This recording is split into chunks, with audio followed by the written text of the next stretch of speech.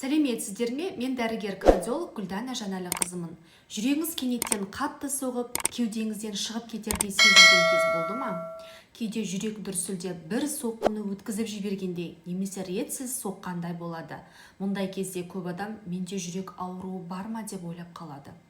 Жүректің қағуы әрдайым қауіпті ауруды білдірмейді. Бірақ кейбір жағдайларда ол жүрек ырғағының бұзылуымен немесе басқа да аурудың белгісі болуы мүмкін. Бүгін жүрек қағуының негізгі себептерін, қандай тексерулерден өту керектігін және қай кезде жедел жәрдем шақыру қажет екенін түсіндіремін. Видеоны соңына дейін көріңіз, өйткені ең соңында жүрек қағуы басталған кезде үй жағдайында не істеу керектігін айтамын. Алдымен жүрек қағуы мен тахикардияның айырмашылығына тоқталайық. Жүрек қағуы дегеніміз адамның өз жүрегінің соққысын қатты сезінуі. Жүрек жылдам, қатты немесе ретсіз соғып тұрғандай болады. Бірақ пульс бір қалыпты болуы мүмкін. Ал тахикардия дегеніміз тыныш отырған ересек адамның жүрек соғу жиілігінің минутына 100 соққыдан жоғары болуын айтамыз. Пульсті физикалық жүктемеден, жылдам жүруден немесе баспалдақтан көтерілгеннен кейін бірден өлшеуге болмайды. Алдымен кемінде 5 минут тыныш отырасыз, содан кейін білектің тамырын тауып, пульсті толық 60 секунд санаңыз. Жүректің соғуы біркелкі ме, әлде ретсіз бе, соған да назар аударыңыз. Жүрек қағуының бірінші себебі ол стресс пен мазасыздық. Қатты уайымдағанда, қорыққанда немесе эмоционалдық күйзеліс кезінде ағзада адреналин бөлінеді. Соның әсерінен жүрек соғысы жиілейді. Мұндай кезде алақан терлеуі, қолдың дірілдеуі, ауа жетпегендей сезім және мазасыздық қатар болуы мүмкін. Бірақ әрбір жүрек қағуын бірден жүйкеден деп қабылдауға болмайды. Әсіресе жүрек қағуы қайталана берсе, немесе тыныштықта пайда болса, міндетті түрде тексерілуді қажет етеді. Екінші бір себебі бұл кофеин, энергетикалық сусын және темекі. Көп мөлшерде кофе, қою шай, энергетикалық сусын ішу жүрек соғуын жиілетуі мүмкін. Никотин де жүрекке стимулятор ретінде әсер етеді.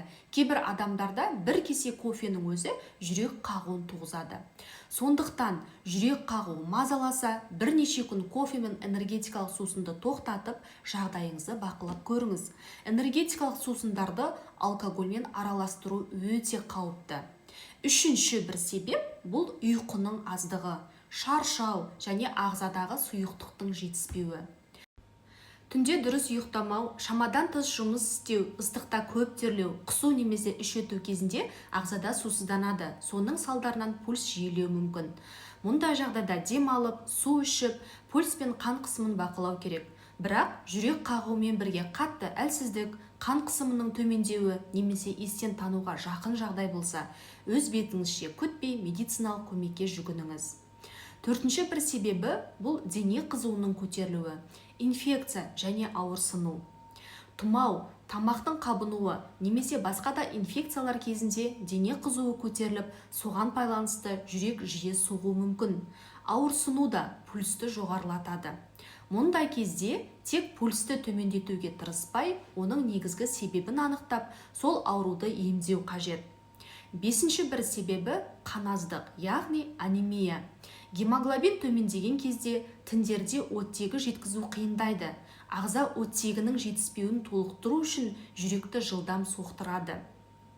Анемия кезінде жүрек қағуымен бірге тез шаршау, әлсіздік, бас айналу, ентігу, терінің бозаруы және шаштың түсуі байқалуы мүмкін. Сондықтан жалпы қан талдауын және дәрігер көрсеткіші бойынша ферритин деңгейін тексерген дұрыс. Темір препараттарын талдаусыз және дәрігердің кеңесінсіз қабылдамаңыз. Өйткені жүрек қағуының себебі міндетті түрде темір тапшылығы болмауы мүмкін. Алтыншы себеп бұл қалқанша безі қызметінің бұзылуы. Қалқанша безінің гормоны шамадан тыс көп бөлінсе, жүрек соғысы жиілеп, адам тершең, мазасыз және ашушаң болуы мүмкін. Қол дірілдеп, салмақ төмендеуі де ықтимал.